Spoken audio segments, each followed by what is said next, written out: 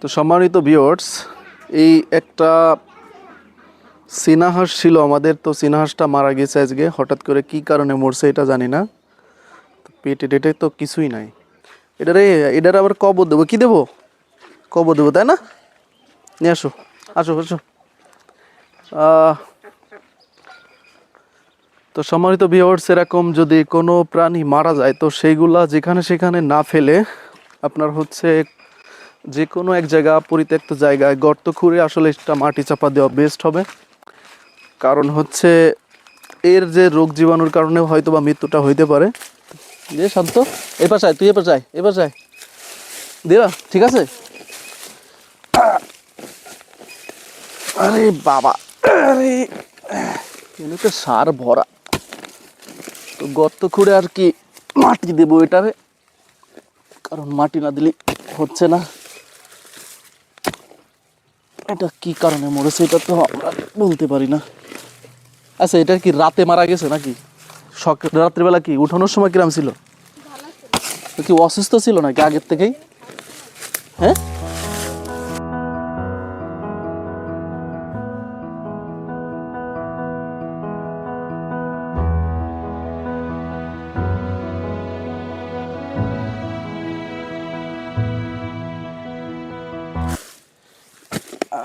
তো আপনারা যে কোনো মরা প্রাণী গর্ত খুঁড়ে যদি মাটি দেন, সেই ক্ষেত্রে মিনিমাম মুঠো হাত, মানে এতটুক পরিমাণে আর কি গর্ত খুঁড়ে মাটি দেওয়া উত্তম হবে, যাতে অন্যান্য কোনো পশু এটা খুঁজে বের না করতে পারে। তো এই হচ্ছে আমাদের গর্তর পরিমাণটা, আপনারা দেখতে পাচ্ছেন, এই হচ্ছে গর্তর পরিমাণটা। তো ঠিক এতটুকু গর্ত খুঁড়লে জাস্ট এনাফ। তো আমরা এখন এইটারে মাটি দিয়ে দেবো। শান্ত, দিয়ে দাও, এটার ভিতরে সুন্দরভাবে বসাই দাও। ঠিক আছে, এরকম দিয়ে মাটি এরকম চাপা দিতে হবে। তো শান্ত তো একাই উস্তাদ। ঠিক আছে ঠিক আছে, পাড়াই দাও শান্ত, পাড়াই দাও, পাড়া দাও, পাড়া দাও, দুই পাড় দিয়ে পাড়া দাও।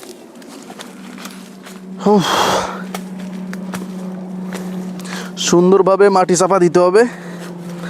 মাটি চাপা দিলে আর কি এর যে রোগ জীবাণু সেটা আর কি ছড়াবে না, অন্যান্য প্রাণীর অসুবিধা হবে না।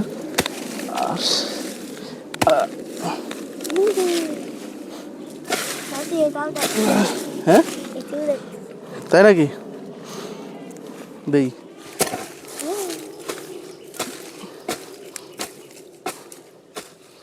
সুন্দরভাবে মাটি চাপা দিতে হবে যাতে দুর্গন্ধ না ছড়ায়, আর অন্যান্য প্রাণী যাতে মাটি খুঁজে বের না করতে পারে আর কি। ঠিক আছে, এই তো দেয়া শেষ। কি কারণে হাঁসটা মরেছে এটা বুঝলাম না।